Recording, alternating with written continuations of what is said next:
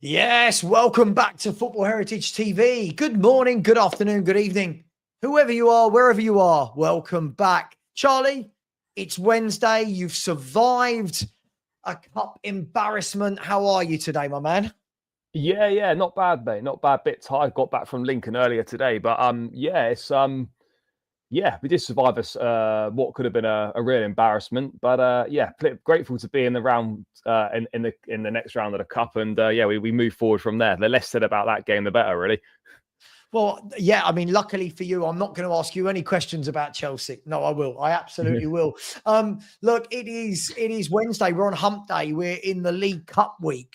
It's Champions League, it's League Cup, there's FA Cup, probably It's no Europa League as well this week. Europa League's happening, There's league games, it's all happening. Today we're going to be talking about Chelsea scraping through, Liverpool with yet another late show, and I want to get Charlie's take on red cards and yellow cards for taking off your shirt. Should people be sent off for second yellows for taking off their shirt? I'm going to be talking about the Ballon d'Or, I say controversy. A lot of people not happy that Dembele won it. And I'm going to ask Charlie why. Why are people not happy that a man that had such a great year is rewarded for such a great year? Why are so many English fans annoyed that Cole Palmer finished 8th? Loads of people unhappy. I'm guessing not the Chelsea fans. We're going to be talking about Thomas Frank's comments as well about he'd like Harry Kane to come back, obviously taken a little bit out of context. And I'm sure something else will happen in this crazy hour. Charlie, let's start with your boys. I didn't see the game, so I'm going to say that from the off. So you could tell me if they were good, if they were bad. But all I know is it came up on my phone. Chelsea are 1-0 down. Was it panic stations? Were you that bad? Did you deserve to be 1 down? What was the lineup like? Talk to me. Mate, the first half was absolutely abysmal. It was so bad. We didn't have a single shot on target in the first half. Lincoln were all over us from minute one. They hit the inside of the post within the first 2 minutes. They were launching balls into the box, long throw-ins from like almost the halfway line. You know, every opportunity they got, they were putting balls into the box. We defended not very well at all. Jorgensen was atrocious. Every time a ball comes into the box, he's flapping at it. He's not commanding the area. He's dropping balls. This guy's worse than Sanchez. He actually is. The first half was shocking, and we fully deserved to be 1-0 down, and it should have been more. Like if we were 2 or 3-0 down at half time, it wouldn't have been undeserved. Again, the goal that they scored are all our own fault. Enzo Fernandez plays a ridiculous pass across the box, like a looping pass across the box. Chalobah, instead of going to the pass, waits for it to come to him, and the Lincoln attacker anticipates it before he does, nips in front, and he's clean through on goal in the box, and he sticks it in the bottom corner. You could have made 5 subs at half time. He didn't actually make any, but Chelsea was sent out early for the second half. We were out on the pitch a good 3-4 minutes before Lincoln. And we got 2 goals in the first 5 minutes of the second half. Real nice half volley from Tyreek George, and then Bernardo bundled one in after a little interchange of George. And I was sort of thinking, all right, we'll probably go and win this 3-4-5-1 now. We didn't. We still struggled. Lincoln caused problems. They had opportunities. They went close on a number of occasions. And we got through, but it wasn't good at all. So if I'm not wrong then, so we talked about the other day about you having a bad week, and that week encompassed 3 games, right? That was the Champions League defeat to... it was Brentford first, and then it was Munich, and then it was United. Brentford, Munich, United.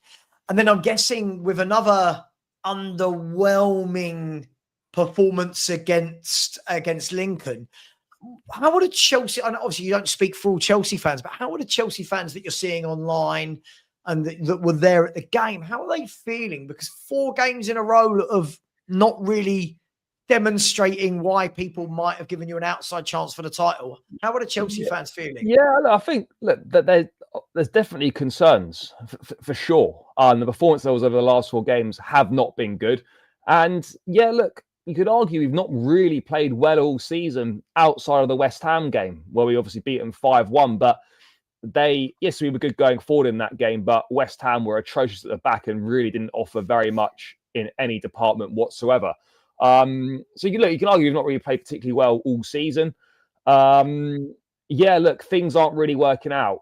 Defensively, we look all over the place. We're conceding such poor goals, all the goals we conceded against Brentford, Munich, United, and the one against Lincoln, all our own fault, all lapses of concentration. And that's where, to a certain degree, I feel a bit sorry for the manager, because what's he supposed to do when someone plays a ridiculous pass across the box? What are you going to do when someone doesn't mark their man at the back stick? All these things that have been happening over the last few games. I don't really know what's going on, but what I do know for certain is that a lack of quality in goal and a lack of quality at centre-back is massively hindering us, and we're only 5 games into the season. Can I tell you the funniest, the most worrying thing that you've said so far in this first 6 minutes is that you were like, oh, he's so much worse than Sanchez. And I'm thinking, mate, he is. If you're worse than Sanchez, that's worrying. Well, at least Sanchez makes a few decent saves. I will give him that. But Jorgensen's it's like he's got no hands. He can't catch anything. He just flaps at everything. Mate, he was, honestly, I'm not over exaggerating it. He was awful. He was so bad. But look, I suppose it's one of those where you're grateful that he didn't slip up. They can be banana skin games away at lower league opposition, and you just get into the next round of the cup and you swiftly move on and forget about it. But there is cause for concern, because you've got Brighton on Saturday. Brighton's going to be a tough game. It's at Stamford Bridge, but it's going to be a tough game against Brighton.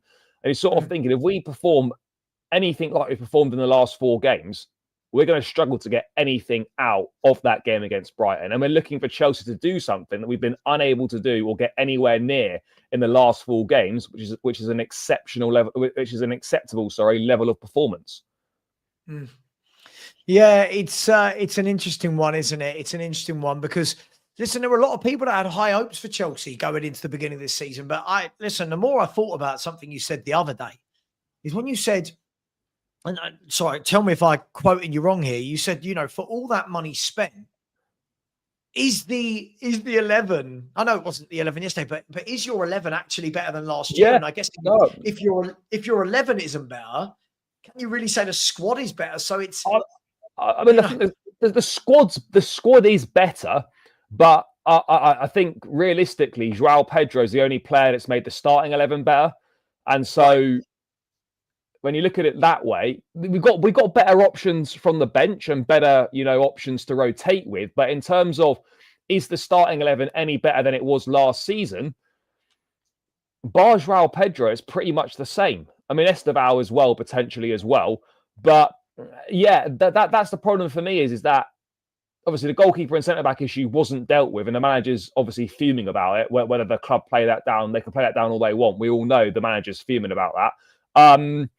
And we've signed a lot of raw players in attack. Yeah. And it's going to take time for them to find their feet and get used to it. So with the Chelsea fan base at the moment, now obviously every fan base has their grumbles, whether it's with the players, whether it's with the owners or the manager or director of football, whatever it will be. I know where all the grumbles lie at Spurs. You all know where they lie at Chelsea. Are the fans completely on board with Maresca? Are they more frustrated with the ownership? Are they happy? Where are they at in not after last night's game, but in general? No, I think in general, look, Maresca's got the broad support of the fan base, but there is obviously a lot of annoyance and I don't know if anger is the right word, frustration probably at the fact that once again. We're spending a lot of money. We're signing a lot of players, and we didn't get a centre back. We didn't get a goalkeeper, and we lack depth at centre forward. So, that's where the frustrations lie. Obviously, Maresca was at fault for the United game, and the way that he managed it was abysmal. But generally speaking, you can only do so well with what you've got, and when you're not given the quality required in key areas of the pitch, it is difficult to achieve what you're looking to achieve. Yeah. Yeah, no, absolutely. And the recruitment in the summer has really kind of capped pretty much what we're going to be able to achieve this season. Well, I saw Charlie Austin yesterday on Sky Sports. I don't know if you saw it. And he was actually saying the thing is with Chelsea, he said they haven't got any standout players at the back or the front. He said they haven't got a top quality player at the back end of the pitch or the front end of the pitch where you go match winner. But they weren't his exact words, but that's what he was saying. That there's no one there where you go, that's a big player. Other than Cole Palmer, he's obviously our own. Sure. Other than him, I mean, look, I wouldn't call Caicedo a match winner, but he's obviously a top quality player who's really important. Sure. But he was talking James, about the front end and the I think he's the back, forwards and the centre back and keeper. Centre backs and keeper, absolutely.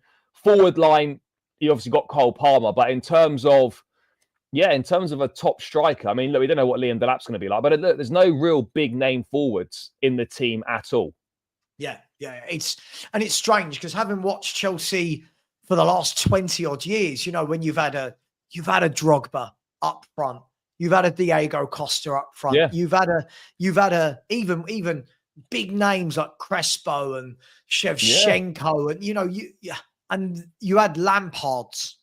Even if you didn't have a striker, Lampard. Yeah, he's scoring 20 a season from midfield for 4 or 5 seasons on the bounce. Yeah. I feel like there's a lot of work to be done. By the way, Angus in the chat, love you, Angus. Again, Chelsea won't win trophies. Well, you would know, being an expert coming from Arsenal. Wouldn't you? He knows. Trophies is an anagram of Arsenal, just in case you didn't know. Make of that what you will. But look, you got through, right? I think that the key thing is you're through. And let's be brutally honest. When a team wins a trophy, no one goes back and looks at one individual game. You don't go back and go, cool, we nearly messed up to Lincoln. You know, so do you hold any hope that are they your best hope of trophies this season? The League Cup and the FA Cup. Oh, 100%. We're not winning the Premier League, and the Champions League is obviously going to be a massive ask. So you are obviously looking at the domestic trophies as our best opportunity. So yeah, they absolutely 100% are. And that was the most disappointing thing about last season, was we didn't take the domestic cup seriously. So let's hope that that's different this time round. But yeah, they're absolutely our best chance of silverware. I mean, look, we haven't won the League Cup since, I think, 2015, almost 10 years now since we last won the League Cup. So yeah, you know, we've got to be taking it seriously. And it probably is, I don't want to call it an easy trophy to win, but I guess it's the easiest one to win in terms of amount of games to the final and whatnot. But to be honest, if you look at the teams, isn't it like 5 games to win the League Cup? It's like third round, fourth round, and there's 2 legs of a semi-final, and no, it's like third round, fourth round, fifth round or something. It's basically 6 games, I think, to win it. Wow. Can anyone in the chat confirm? I mean, someone said to me, it's definitely 2 legs of a semi-final, and then it's round 3, round 4. Yeah, isn't it round 3, round 4, quarter-final, 2 legs of a semi and a final? Yeah. So I think it's 6 games to win the League Cup. So 6 games to win the League Cup if you're in Europe, and 7 games if you're not in Europe. If you're not, yeah. Wow. Look, let's move on from your boys. Let's move on from Chelsea. Lincoln, Sinsel Bank, great, love it. Been there a few times. Well, it's not called that anymore, Sav. It's called the LNER. No, it's called the LNER Stadium because like LNER trains. So it's sponsored by the train. No, I'm not having it. It always be Sinsel Bank to me. Listen, I call Tottenham Stadium White Hart Lane, and that's been knocked down. So I'm sticking with White Hart Lane. But you know what? By the way, just quickly on Lincoln, mate. Go on. Great stadium. The fans were outstanding. Really nicely run club. Couldn't speak highly enough of them. You know, obviously it's there. Nice. That's probably one of the biggest games in their history. So yeah, look, it was great. It's great to go there. Not nice to go. I always find it nice to like a bit of a throwback to go to like an old school stadium. You know, it's like 10,000. The away end, you know, is just like, well, it's not great, but you know, you're close to the pitch. You can get, you know, right up there. And yeah, just nice to experience something different. You had like the two opposite ends of the spectrum. We're in Old Trafford, 70,000 odd on Saturday, and then you go to a 10,000 seater stadium on the Tuesday. It was a nice thing. So we haven't had many cup ties away from home against lower league opposition for quite a while. So yeah, it's always nice to mix things up. Well, there you go, everyone. A nice glowing endorsement of Lincoln by Charlie. Love it. Charlie, let's move on to the talking point from last night. I mean, two big things happened in the Liverpool game. Three, really. You've got the young lad Leone, who made his Liverpool debut and then goes off with an ACL. I mean, that's heartbreaking. I mean, if we forget Liverpool for a second, for any young player, he's just come over to the country, 18 years of age, debut for one of the biggest clubs in the world. You do your ACL in your first game. You've got to feel for the lad, haven't you? That's shocking. Yeah, no, it's really bad luck. But what I'm noticing a lot at the start of this season is that, mate, a lot of people are picking up in a lot of injuries, particularly knees, hamstrings, etc. There seems to be ACL injuries happening really frequently right now, all the time. I don't know if it's just a coincidence or what it is of playing too much football, too many games, not enough recovery. I'm really not sure, but look, it's obviously devastating for the young lad that's come over. By all accounts, he played pretty well in that game as well, and that puts even more pressure on Liverpool now, because now that's what Joe Gomez, Konate, Van Dijk, and then you might have to use Endo as an emergency centre back. So it puts even more pressure for, obviously, on Van Dijk to stay fit as another option gone.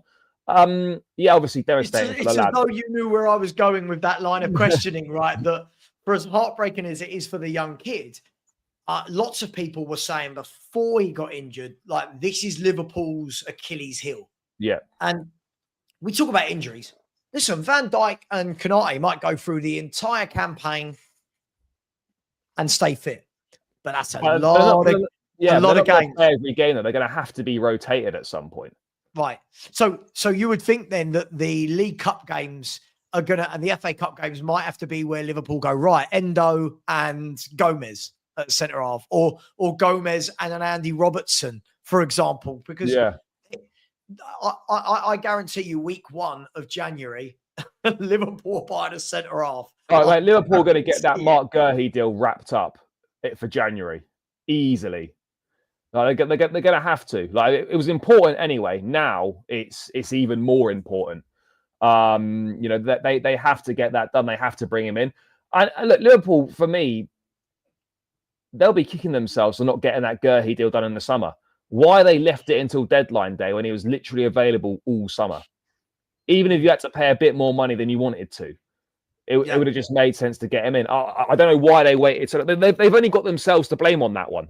Because Palace were never going to let him go without a replacement. So why you're trying to sign someone on deadline day is madness. But yeah, look, it's their one area of weakness. There's now one less option there, and it puts more pressure on Van Dijk to stay fit. But as you say, they could easily stay fit for the whole season. You just don't know. Yeah, you don't know. But again, it is what it is, right? It is what it is at Liverpool. But listen, if we move to the game, Southampton have been struggling in the Championship. Yeah, put up a good account of themselves. Got to 1-1 with, I think, about 6 minutes of the game left. Last 5 minutes. Yeah. Ekitike scores, and fair play. Listen, he's scoring a lot of goals. Then takes his shirt off. Second yellow card. And he's now suspended. Where are you at with this rule? Now, first, let me caveat this, Charlie. First of all, I get it, right? Players, it's silly. You know the rule. You know you're going to get booked. Do you think it's right, though, in a player's, I don't know, in the euphoria, in the moment of joy and, ecstasy of scoring a goal, they whip off their shirt, they spin it around their head. Should that be a booking, or are we just getting a little bit? I just think it's such woke nonsense to be doing this rubbish. Like, seriously, is that what we're doing now?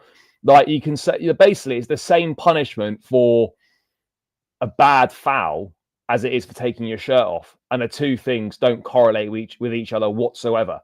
It's absolutely ridiculous. Yes, obviously the player should know better. Of course he should. When you're on a booking, you should realize that. But then, when you're in the emotion and in the moment, it can be quite easy to forget those things. But the whole reason, do you know, I was looking into this the other day. Do you know what one of the main reasons why it's a booking for taking your shirt off? Because because it's to do with sponsors. Because the Yes. goal shots and the photos of the goal are the ones that are going to get like the sponsor on. You're going to get this. Are going to be like the most exposure for the sponsor, and that's basically why that that rule came in. But it's nonsense. It really is, mate. I'm fed up of it. And look, there should be some common sense applied to it.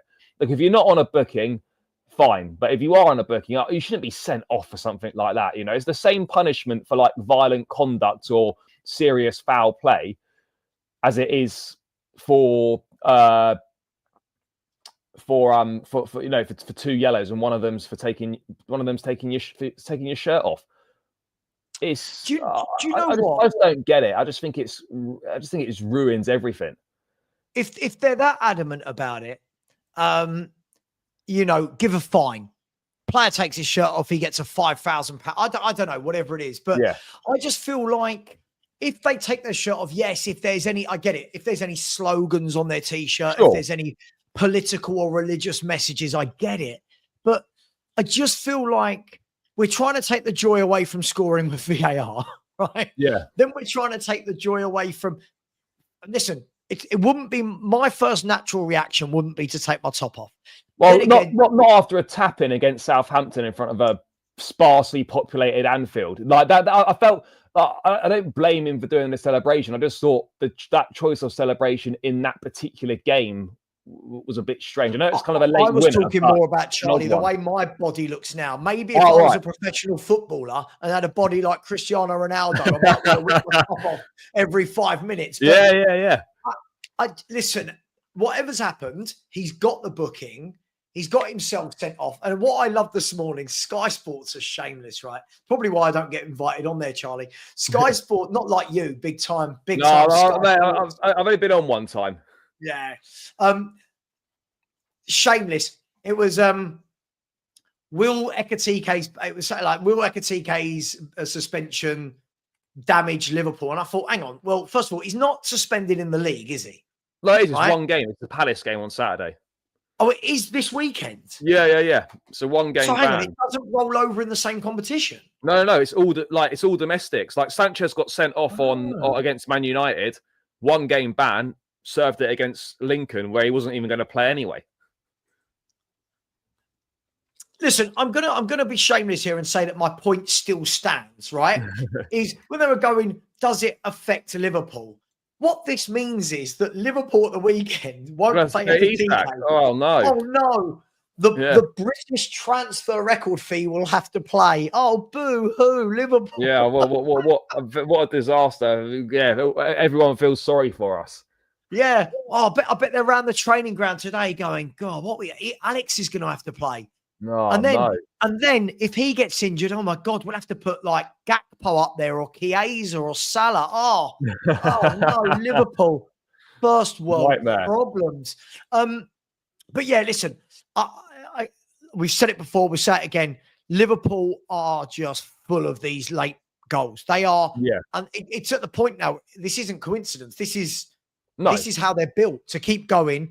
And I've got a feeling they could break a record this season for the number of goals in the last 10 minutes of games. Well, I don't even know what the record is, but I mean, yeah, they can't be far off. I mean, the record probably must be held by Fergie, one of the United sides of Fergie, because it was Fergie time goals. It was just added time until they scored, wasn't it? Really, so it must be a United Fergie team that's got the most goals in the last 10 minutes or whatever of a season. It's got to be.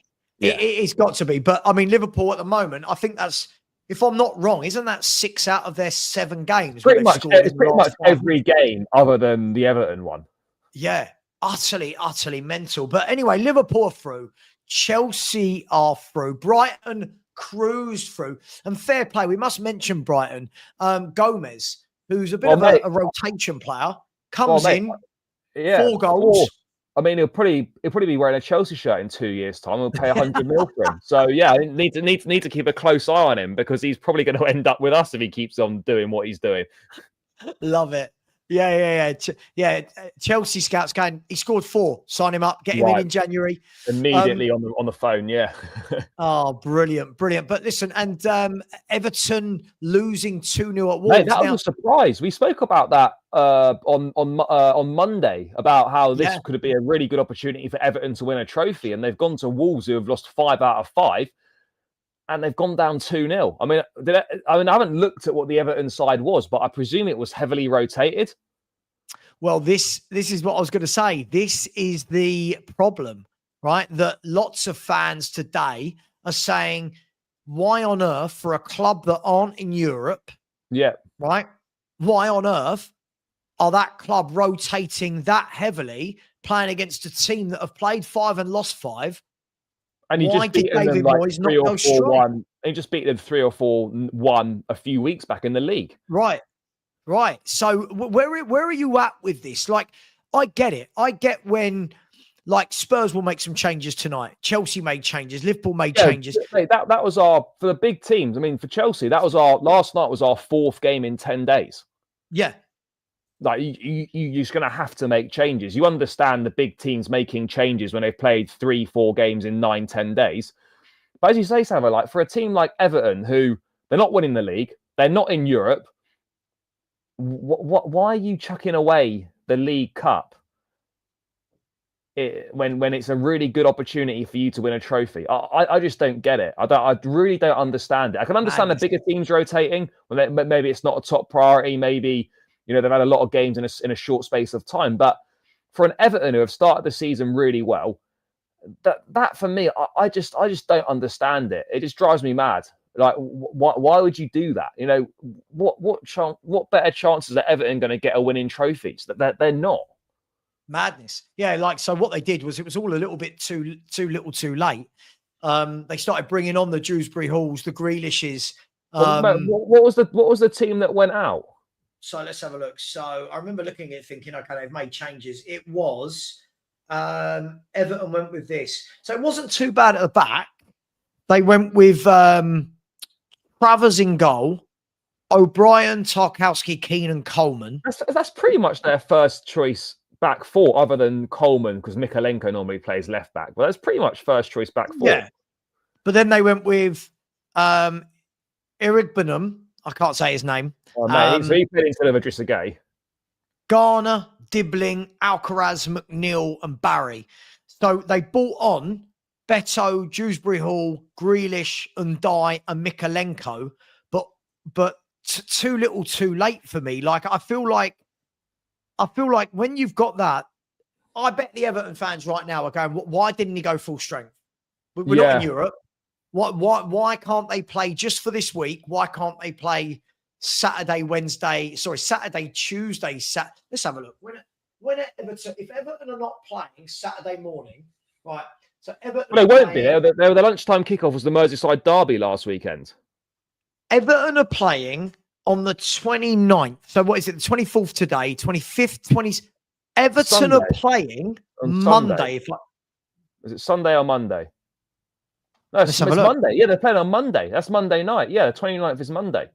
So 6 days, seven full days between playing Wolves in the Cup and then West Ham at home in the league. Yeah, that's poor. That's really poor. Like, he must be kicking himself for that. I just don't understand that. You're right. If you're an Everton fan, you're going to be raging about that. You literally just mad. Like 7 is the record. There you go. It's jointly held by Man United, Tottenham, Arsenal, Liverpool. And this season, Liverpool are 4 already. You know Liverpool are going to do it. You just know they're going to do it. You'd expect so. Yeah. I mean, look, I get it, right? I guess this is the problem with the modern day football when you have a squad of 25 players, right? Is back in the day, I'm going to show my age here, squads weren't 25 people, right? So there wasn't the option to go, I tell you what, let's make 7 or 8 or 10 or 11 changes in a game. Yeah. But surely, wouldn't you have gone, you would have said, Grealish, you haven't played a lot of football in the last 2 years. Grealish, Undai, You know, Yeah, because then you your get the guy. job done, and you can just take them off after 60 minutes if you need to. Matt, I'm a bit baffled by it. I didn't realise they weren't playing until. I didn't realise they weren't playing until Monday. That's absolutely craziness. I wouldn't be happy about that as an Everton fan at all. I just think that's a real missed opportunity. Like I'm looking at Fulham made a lot of changes. I mean, they scraped by 1-0, didn't they? But when you're playing Cambridge United at home, I feel you can always do that. For as bad as Wolves have been, Everton are not this swashbuckling team that can just rock up to Molineux and go, yeah, we'll win with whoever we play. But yeah, look, so Fulham through as well.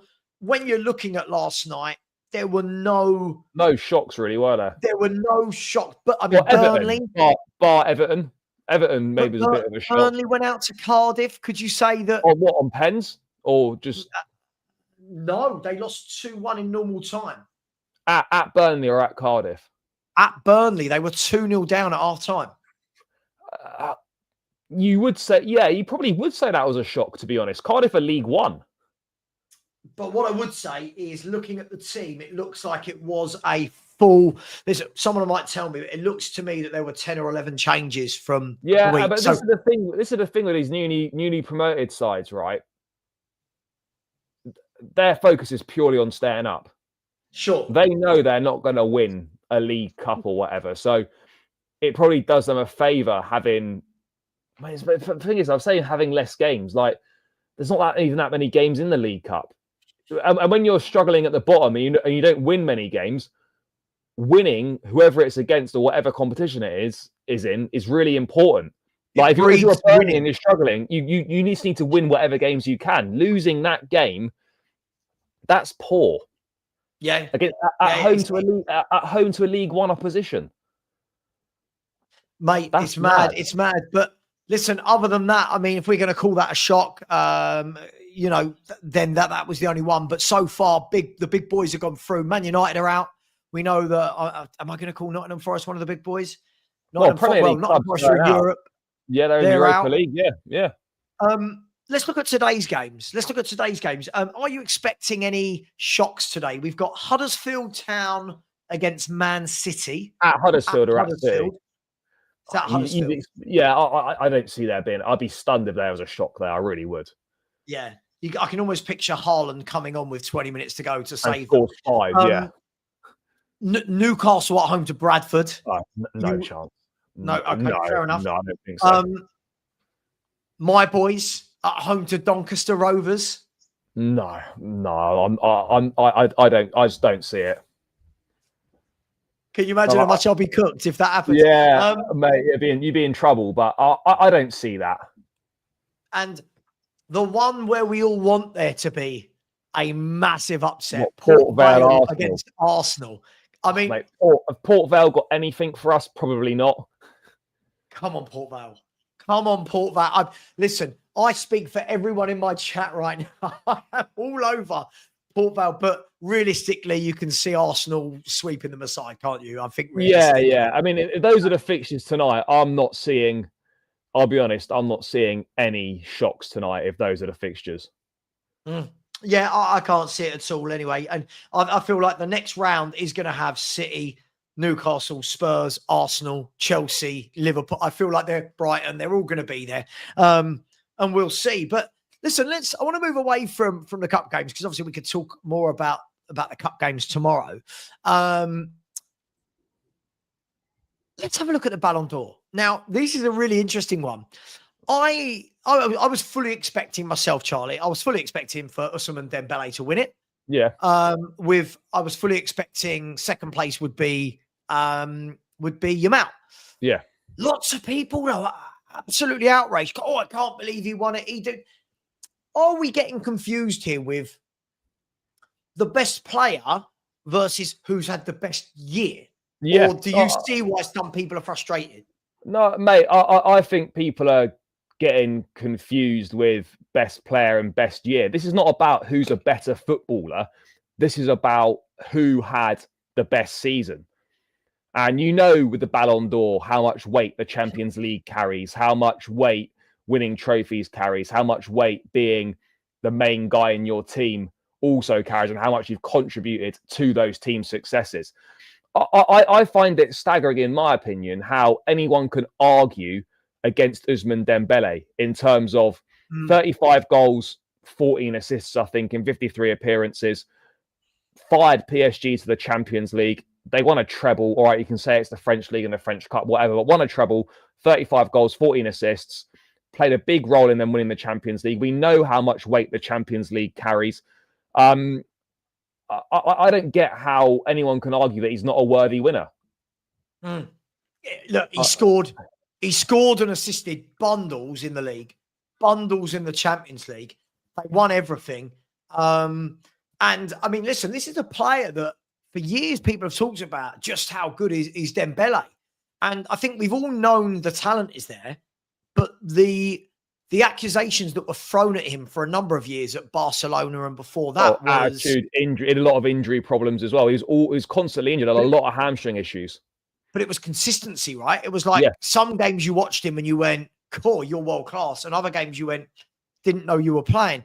But last year, I thought he was exceptional. Whenever I watched Barcelona, whenever I watched PSG, I thought that he looked very, very good. And for me, is he as good as Yamal? No, I don't think he is.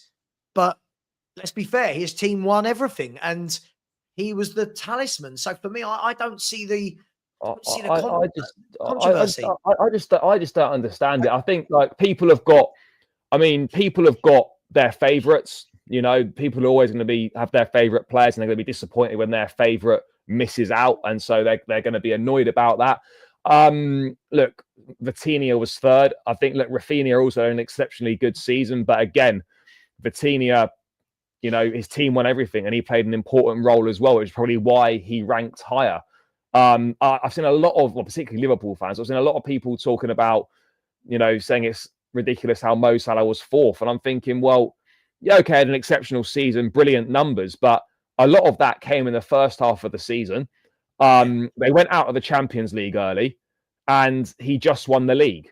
So I'm not saying that means it's a terrible season, but in the voting criteria and whatnot, that marks him down. And can we really sit here and say that Mo Salah had a better season than Ousmane Dembele? He just didn't. He might have got better numbers potentially. Maybe he did, but in terms of trophies and whatnot, he didn't get enough trophies. Whereas and the Champions League holds so much weight, and the fact that Liverpool went out in the last 16, that majorly counted against him. Yeah, and I think that's a really important point that you've made there. That the Champions League does hold a lot of weight. Now, I'll go as far to say this: had Barcelona have won the Champions League, I know they got knocked out in the semi. Yamal would have won it. He would have won it. It would have been him or Rafinha. Yeah. Right.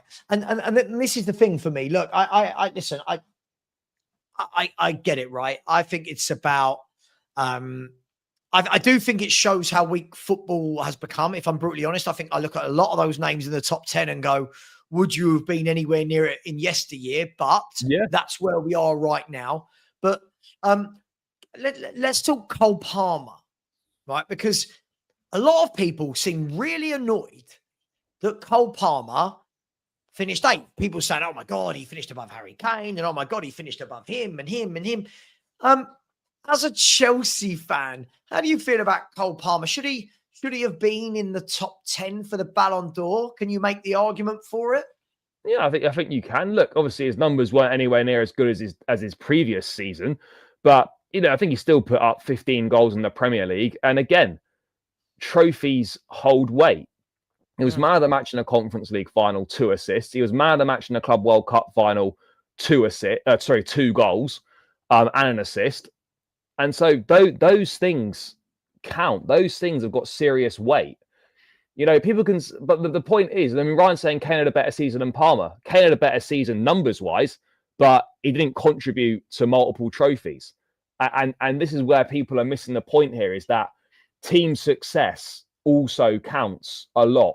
You know, you're not going to see a player who's won maybe 1 trophy win a Ballon d'Or. You've got to win more than one trophy, really, or that one trophy has got to be the Champions League.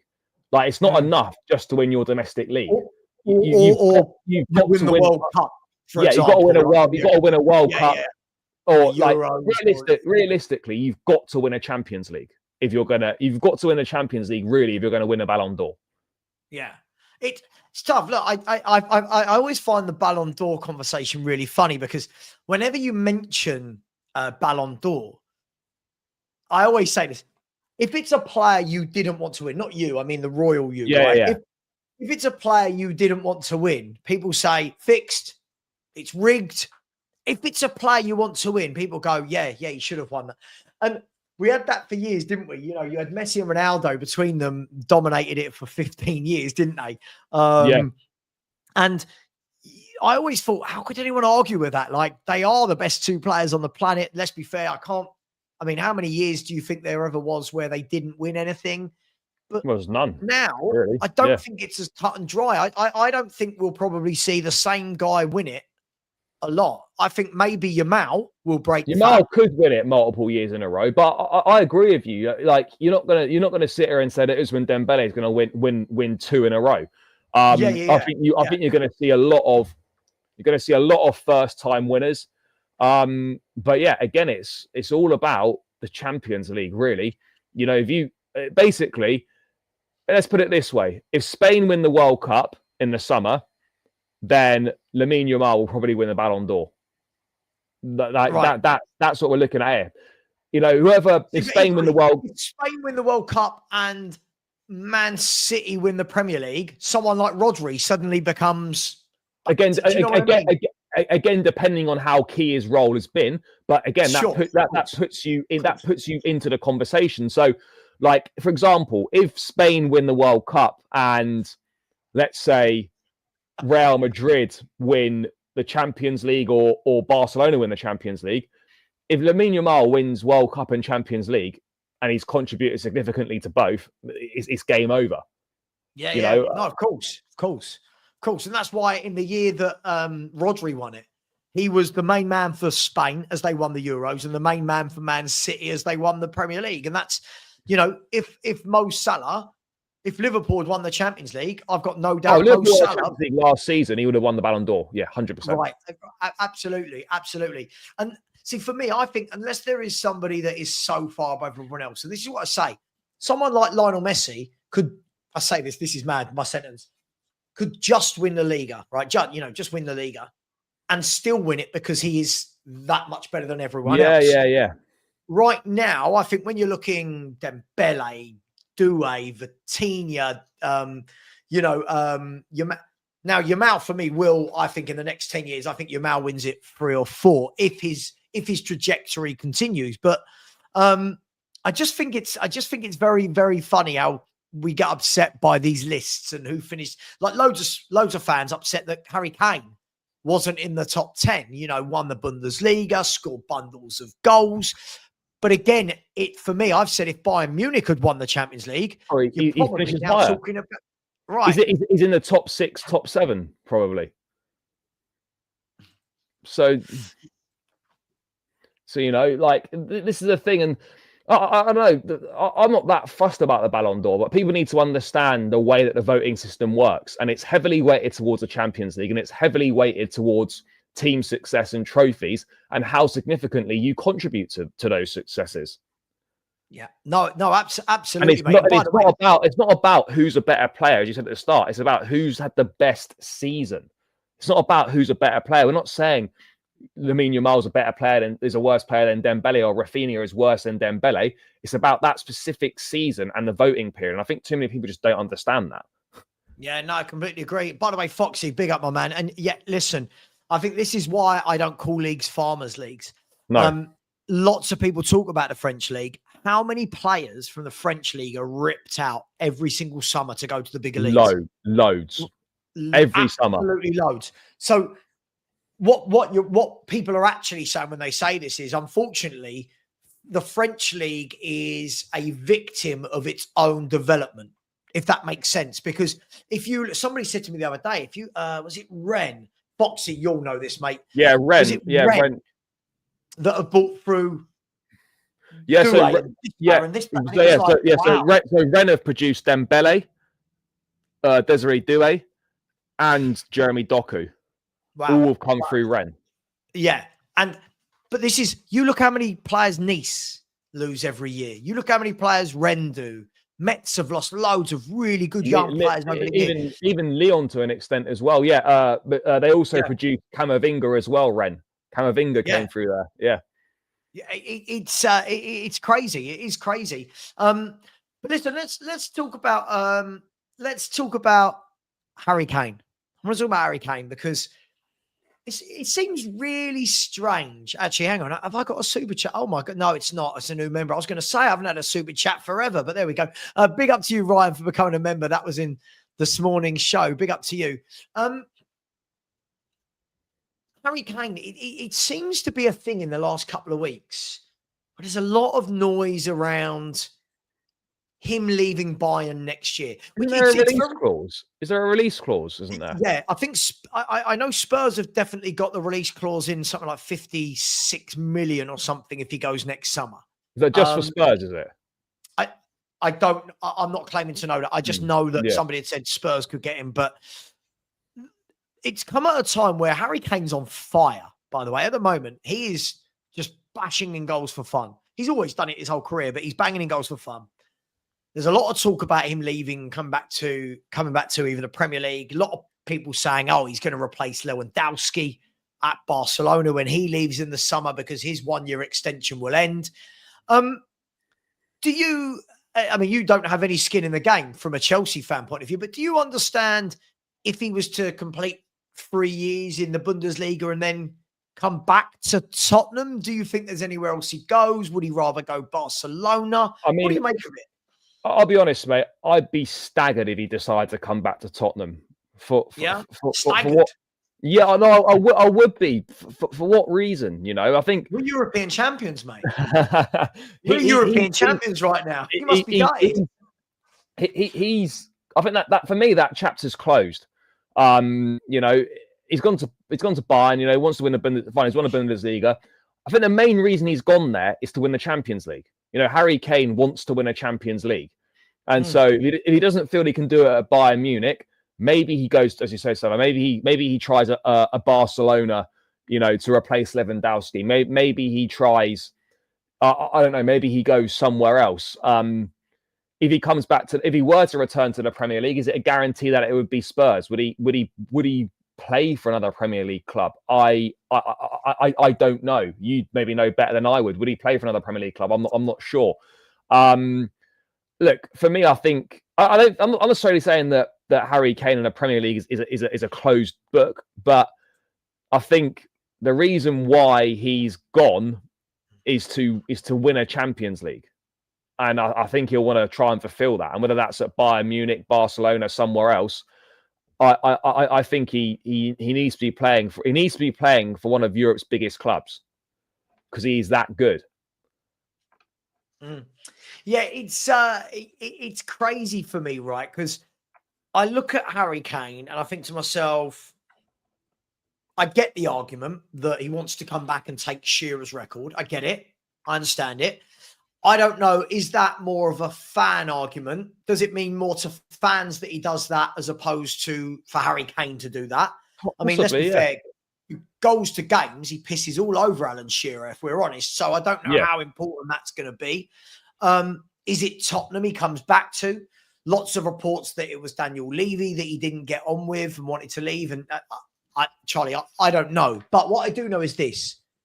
If Lewandowski goes, right, and Barcelona come calling for you and you're Harry Kane, is that too big a draw to turn around and say, do I want to go to Barcelona? Beautiful city, one of the biggest clubs in the world, playing with people like Yamal, right? Yeah. Playing with like Yamal. Maybe Rashford if he stays. Right. Are you picking North London and back for a second stint at Spurs? Are you picking Barcelona? I don't know. I mean, I guess it depends on his thought process. I think he's fairly happy in Munich. And I guess it just depends on on who he thinks, on where he thinks his best opportunity of winning a Champions League is.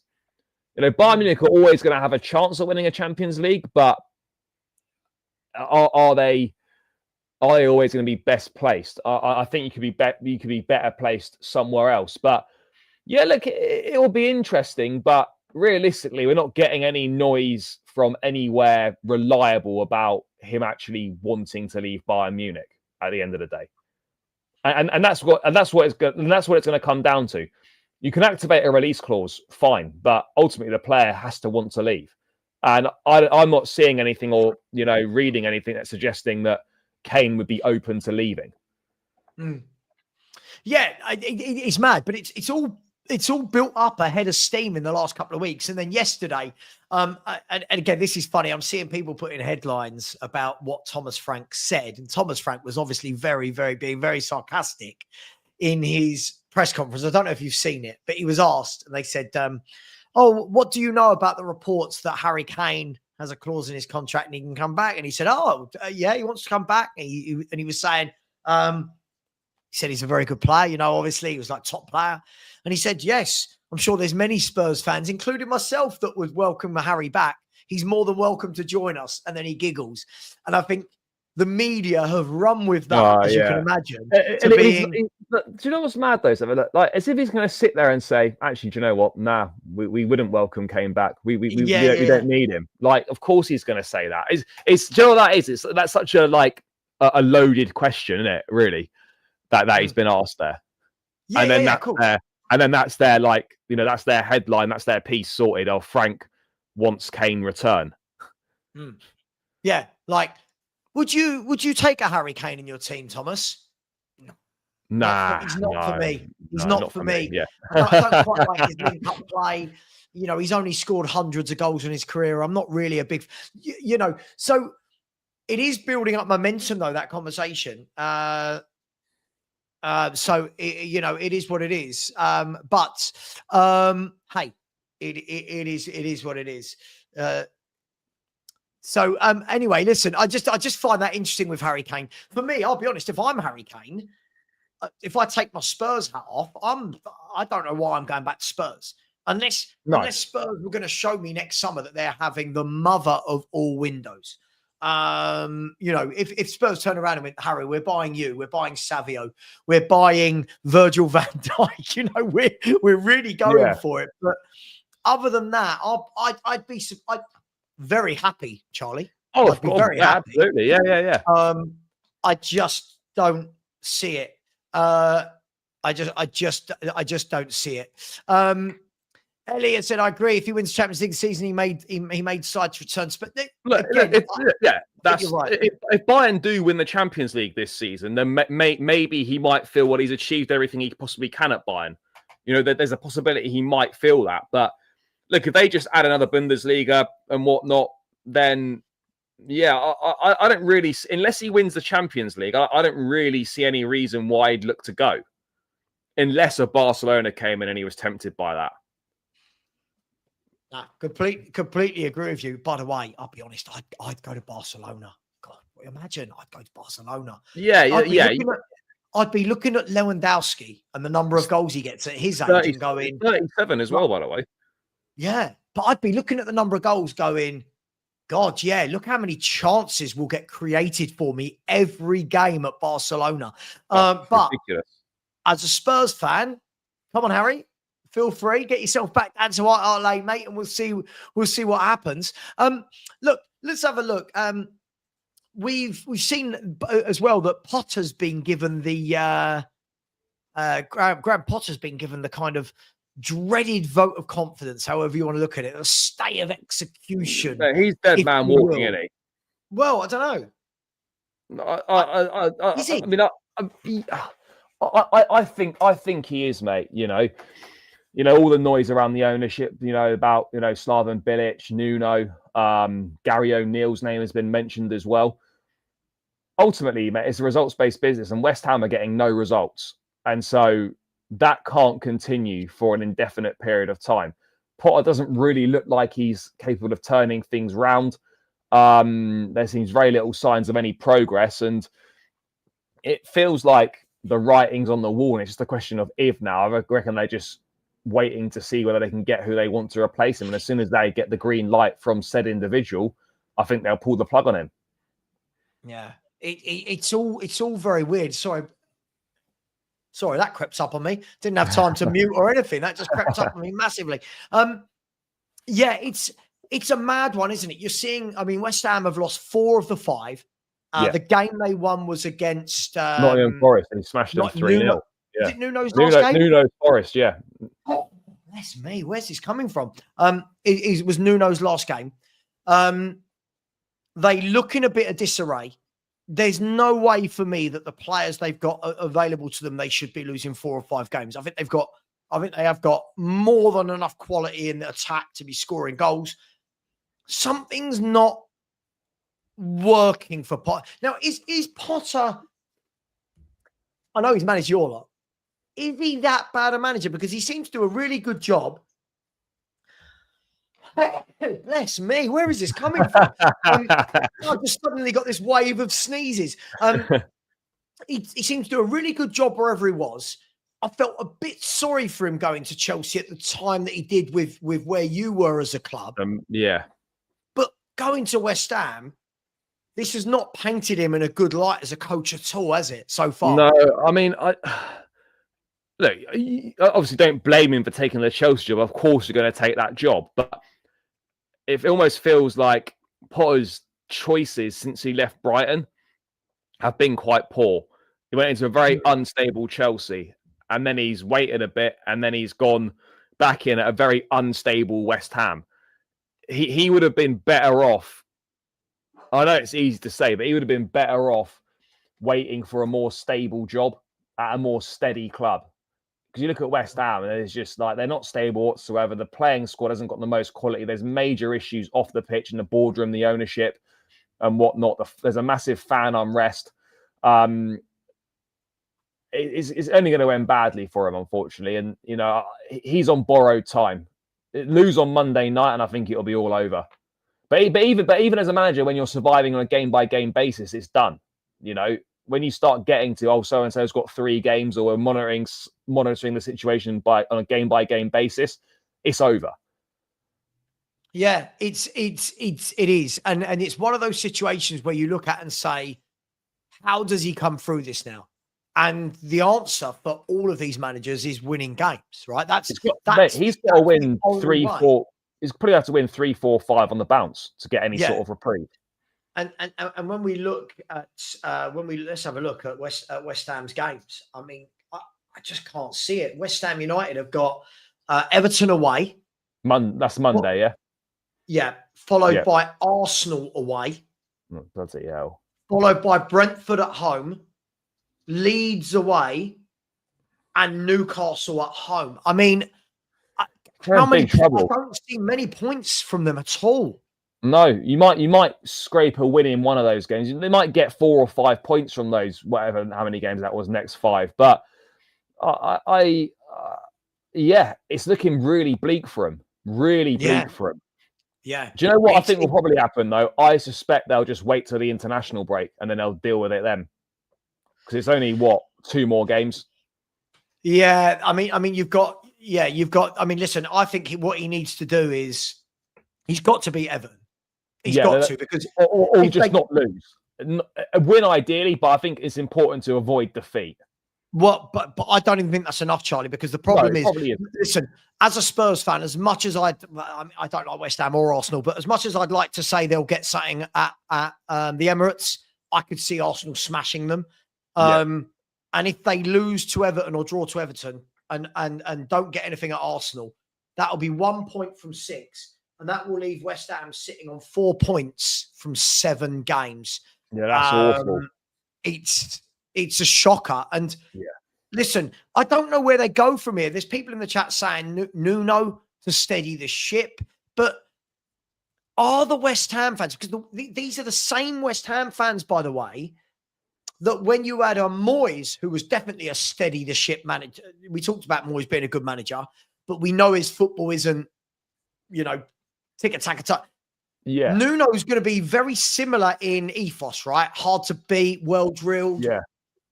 But again, it comes down to, is that what the West Ham fans want? Do they want well-drilled, well-organised? Do they want attacking? Premier League safety surely is the first objective. But yeah, I mean, I just think there's a lot of confusion around what West Ham actually are right now. What do they want? What's the style of play? What's the ethos? What's the ambition? What are the aims? You know, I just feel like there's a lot of unknowns at West Ham, and they just majorly lost, I think, as a club at this point in time.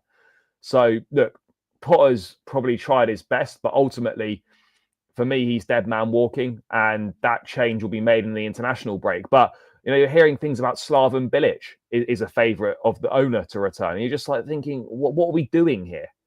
Yeah. Okay. You know, he used to play for the club. He's managed the club before. He's a West Ham legend and whatnot.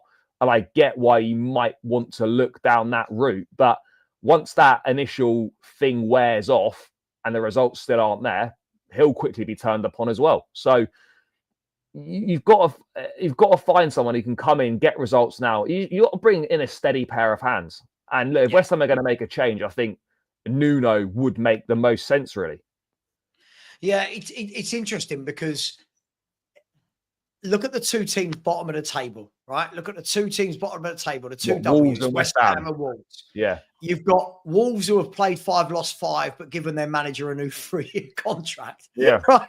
And you've got West Ham who are talking about 4, one more defeat, and we could be moving the manager on. Isn't it crazy how different fan bases, different ownerships have different mindsets into what they need to do?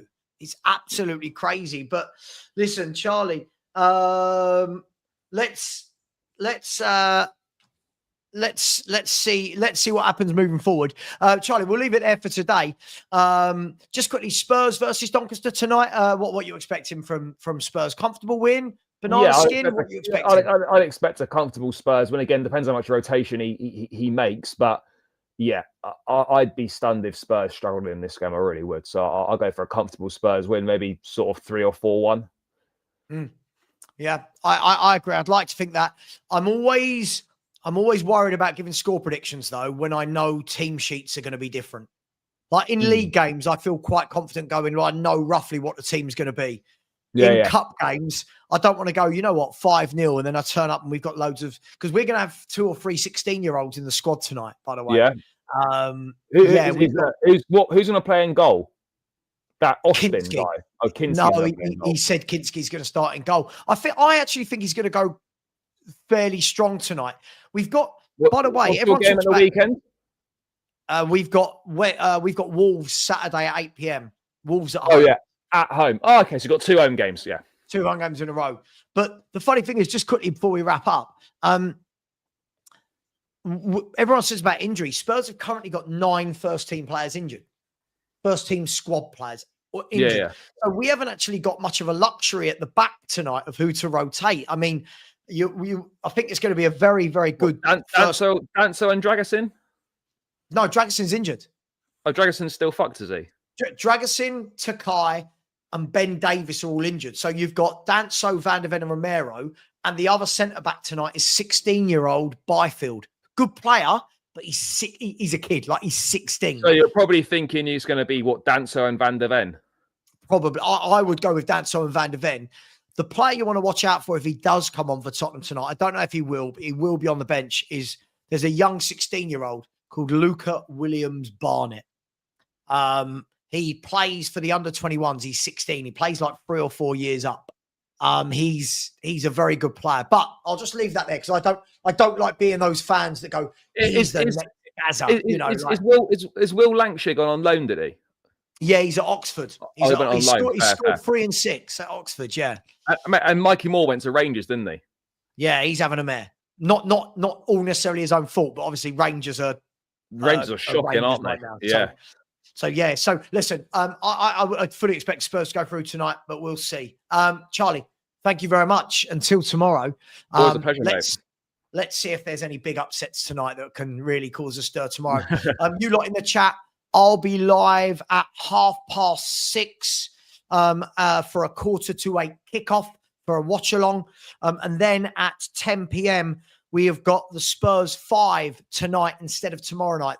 There's no Spurs 5 show tomorrow night. We're doing an after-match, a post-match review show tonight at 10 p.m. So lots of streaming today and not as much tomorrow. Charlie, thanks very much. If Nice you all one, would be so kind, please go and subscribe to Charlie. He's etching towards that 20K. Slowly Yeah, we're getting there. We're getting there. That 20K. So please go over and subscribe. Take care. Much love. Let me, oh God, I always do this. I always do this. Let me redirect you. Let's see who's live. Customization, redirect. There we go. I'm going to send you over to, hardly anyone is live. I'm going to send you over to Rants and Bants. When you get over to Rants and Bants, just say Savva Raid, smash the like button. I'm sure he's having a fun conversation with whoever his guest is. Take care. Much love. And here's to Port Vale. And as always, yes. Come on, Port Vale.